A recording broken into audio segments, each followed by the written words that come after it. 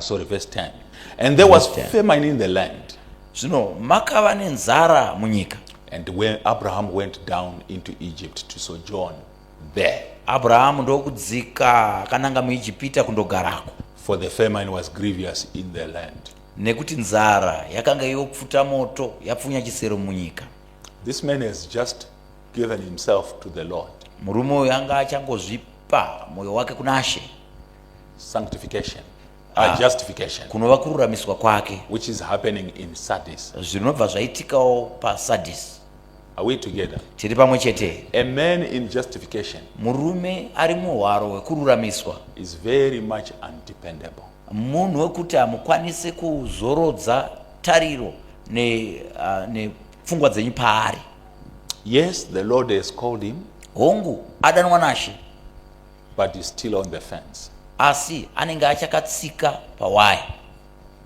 Look at verse 11. And it came to pass, zvino zvakaitika izvo kuti when he was come near to enter into Egypt, paakauya zvino oswedera kuti apinde muIjipita, that he said unto Sarai his wife, akati kuna Sarai mudzimai wake, behold, now tarira zvino, I know that thou art a fair woman to look upon. Ini ndinonyatsoziva kuti iwewe uri mudzimai ane runako kana zvasvika pakutariswa pauri. Therefore it shall come to pass, naizvozvo zvichaitika izvo, when the Egyptians see thee, kuti kana veIjipita vakakuona, that they shall say, vachati, this is his wife, uyu ndiye mudzimai wake, and they will kill me, zvino vondiuraya, but they will save thee alive. Asi iwewe vokuchengeta uri mupenyu. Say, I pray thee, thou art my sister. Zvino iwewe uchitaura mashoko aya ndinokugombedzera, woti uri hanzvadzi yangu. A brother hama who says he's following the Lord, iri kutoti ndiri kuteera Ishe, but he's looking at his advantages and disadvantages. Asi ari kutarisa pane zvingangova cheuviri kwaari nezvingarega kuva cheuviri. And through that he makes his decision. Kuburikidza naizvozvo anobva atora sarudzo. He's asking his wife to lie. Ari kukumbira mudzimai wake kuti anyepe. Do you see that little Christian journey that is happening there? Maonawo here karwendo ako karipo kechikristu kari kuitika. A brother who is just repenting. Hama ichiri kungotendeuka. When you talk to them, be careful. Kana uchitaura navo, iva wakangwara. They can slap you. Nekuti vanogona kukurova gwati. It's their game. Ndo utori mutambo wavo.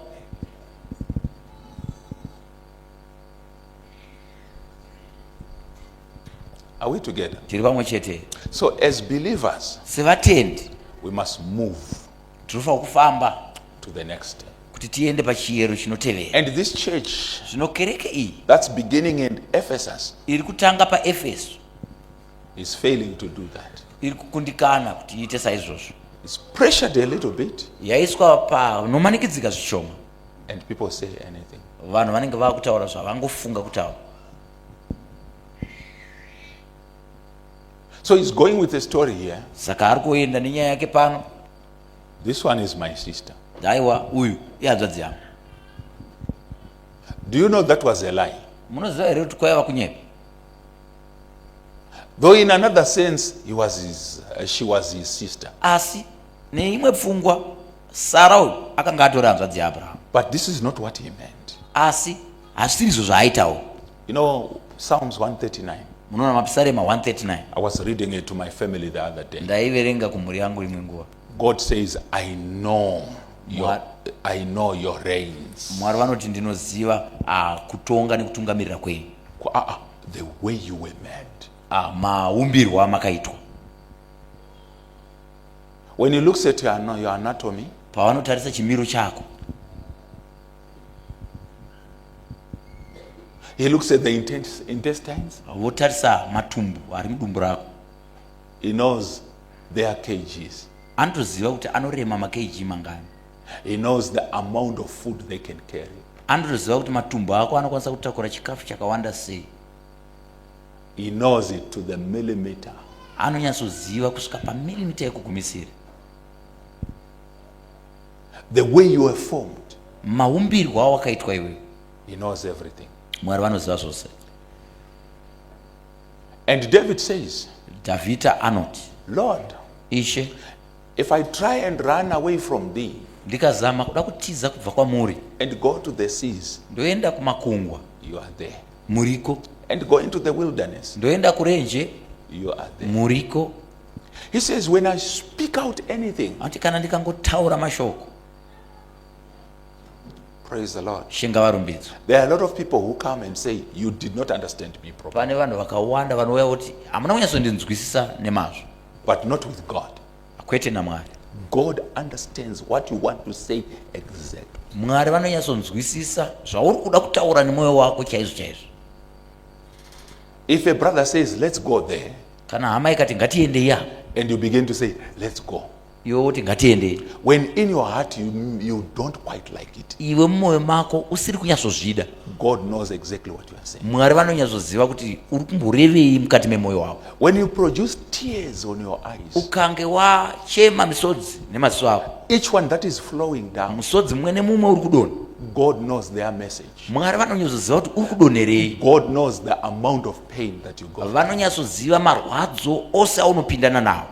So before God, Saka mberi kwashe, there is no way for you to say, he has judged my case wrong. hapana nzira yekuti iwe ungati kamutongero kaita Mwari nyaya yangu vaitonga zvisizvo. It's impossible. Izvo zvakaoma kuna Mwari, Because God knows exactly what you mean by your action and by what you are doing. nekuti Mwari vanonyatsoziva zvauri kureva zvauri kuita nemazvibatiro ako. When you are putting on that dress, Paunenge wakapfeka dhirezi rako, God knows the reason behind why. Mwari vanonyatsoziva chikonzero chawaripfekera.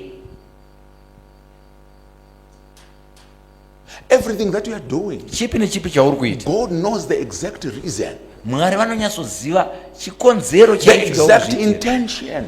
donzo nechinangwa chawazviitira. Praise the Lord. He knows. Vanoziva.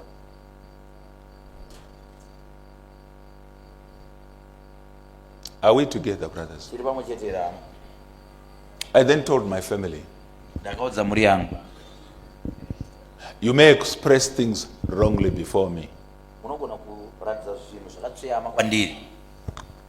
I may say, Mfaro, please make me a cup of coffee. Ndinogona kuti kuna Mufaro ndigadzirirewo kakapu ine And coffee. in your heart you don't like it. Mumwoyo mako iwe usingazvide, But because I'm a father, asi nekuti ndiri baba vako, grudgingly you make it.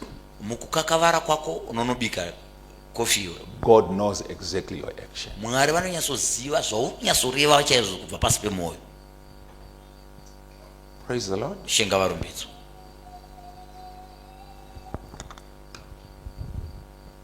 And people say things Vanhu vanotaura zvinhu that make them depart, that make them drift zvinovakonzeresa kuti vatame kana kuti vasuduruke from the Lord, kubva panashe, from the word of the Lord. kubva pashoko rashe. Here is Abraham. Yeuno Abrahamu He's in a journey. ari murwendo, He's in a church age. ari muchizvarwa. And exactly what is happening to Abraham here Zviri kuitika chaizvo kuna Abrahamu is what begins to happen in the church ages. zvinotanga kuitikawo mumazera amakereke. And where is Abraham? Abrahamu ari kupi? Genesis. Ari mubhuku raGenesis. So God is going to Abraham. Saka Mwari vari kuenda kuna Abrahamu. Are you telling the truth? Voti uri kutaura zvokwadi here? He's not. Haasi. But God is also just basing it on election. Asi Mwari vakazorodza nyaya yose pakusanangura. Because Pharaoh was actually building a case. Nekuti Farao aitovawo nenhaurwa yake yaitoisawo Why are panzvimbo you causing a plague here? kuti kwose kwakonzeresa kuti isusu tikandirwe urwere. God comes to my dream. Mwari vauya kuhope dzangu He sees you are like a dead man. vakatonditi inini ndakafanana nemunhu atofa. Why are you taking my servant's wife? Ko sei uri kutora mudzimai wemuranda wangu? But Abraham did not mean that. Asi Abrahamu anga asingareve izvozvo.